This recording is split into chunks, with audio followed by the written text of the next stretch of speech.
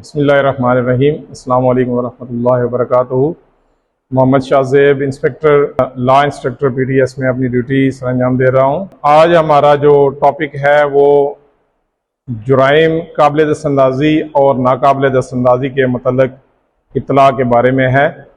तो सबसे पहले हम ये जान लेते हैं कि जुर्म काबिल दस्तंदाज़ी क्या होता है और जुर्म नाकाबिल दस्तंदाज़ी क्या होता है। उसके बाद उनकी तफसील से बात करेंगे कि उसकी इत्तला किस तरह दी जाएगी और पुलिस इस पे एक्ट कैसे करेगी।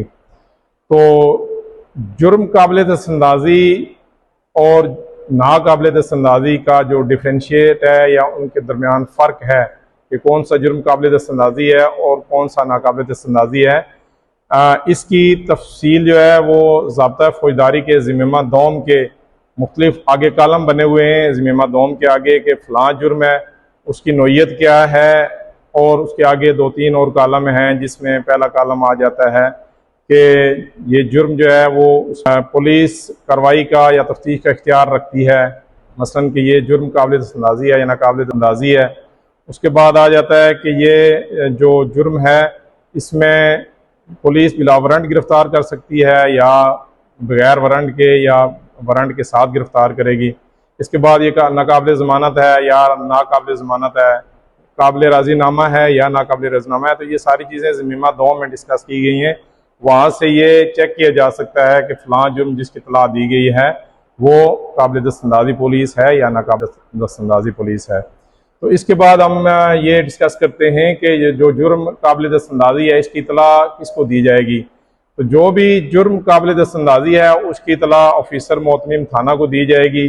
ज़ेर दफ़ा 154 ज़ाब्ता फ़ौजदारी के तहत ये इत्तला दी जाएगी। और जब पुलिस ऑफिसर उसको ये जानेगा कि ये जुर्म काबिल दस्तंदाज़ी है तो या तो SHO खुद उसका खुलासा तहरीर करेगा या उसके मतहत मुहर्रर या कोई भी तफ्तीशी ऑफिसर जो है वो ऐसा जुर्म जो काबिल दस्तंदाज़ी है उसका खुलासा एक किताब, जिसे किताब नंबर 1 FIR कहा गया है, उसमें उसका अंदराज करेगा। तो ऐसा खुलासा जो जुर्म हुआ है उसका खुलासा तहरीर करने के बाद जो इत्तला दहिंदा है उसको पढ़कर सुनाया जाएगा, और जब वो मुतमिन हो जाएगा कि उसके बयान के मुताबिक ही ये बयान लिखा गया है तो नीचे उसके वो दस्तखत करेगा।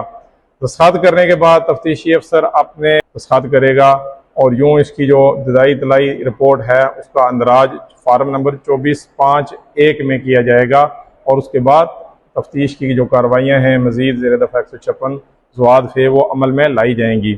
तो ये तो 154 की हद तक थी। अभी हम बात करते हैं 155 ज़वाद फे के तहत जो नाकाबिल दस्तंदाज़ी जुर्म की इत्तला अगर पुलिस को दी जाए उसके बाद पुलिस क्या कार्रवाई अमल में लाएगी। तो अगर किसी ऑफिसर मोतमिम थाना को किसी जुर्म काबिल दस्तंदाज़ी नाकाबिल दस्तंदाज़ी ज़ेर दफ़ा 155 ज़वाद फे इत्तला दी जाएगी तो उसका खुलासा किताब नंबर 2 रोज़नामचा में दर्ज करेगा और उसको जो एक नकल है उसकी उस खुलासा की जो नाकाबिल दस्तंदाज़ी जुर्म के मतलब लिखा गया है उसकी एक नकल जो है वो इत्तला दहिंदा को दी जाएगी और उसको हिदायत की जाएगी कि वो मुतल्लिका मजिस्ट्रेट साहब की अदालत में रजू करे।